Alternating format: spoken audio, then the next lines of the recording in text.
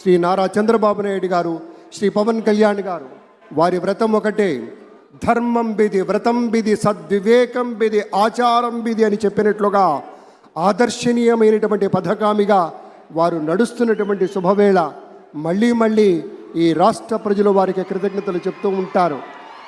మన చంద్రబాబు గారు, మన పవన్ కళ్యాణ్ గారు ప్రత్యేకంగా కృతజ్ఞతలు చెప్పారు.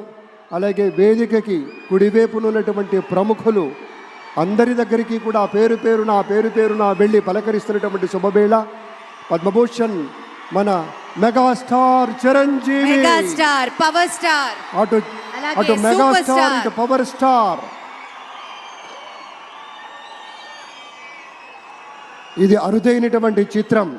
అలాగే మన పెద్దలు బాలయ్య బాబు గారు,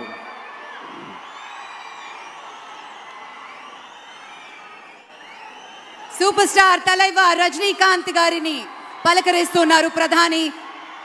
వారి దంపతుల్ని లేడీస్ అండ్ జెంటిల్మెన్ మనస్ఫూర్తిగా వారి శుభకామనలు అందుకుంటూ మన బాలయ్య బాబుతోటి కరచాలనం చేస్తూ ముందుకు వెళ్తూ ఉన్నారు.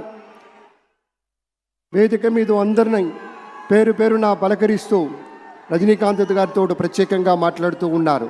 ఇది ప్రేమ, ఇది అభిమానం, ఇది వాత్సల్యం, ఇది కృతజ్ఞత, ఇది గౌరవం, అపారమైనటువంటి విశేష గౌరవంగా మనవి చేసుకుంటూ అద్భుతమైనటువంటి వారి యొక్క దిశానిర్దేశకత్వంలో మహనీయులు శ్రీ నరేంద్ర మోదీ గారి యొక్క దిశానిర్దేశకత్వంలో మన ఆంధ్రప్రదేశ్ రాష్ట్ర ప్రభుత్వం అగ్రగామి రాష్ట్రంగా నిలుస్తుందనటంలో సందేహం లేదు.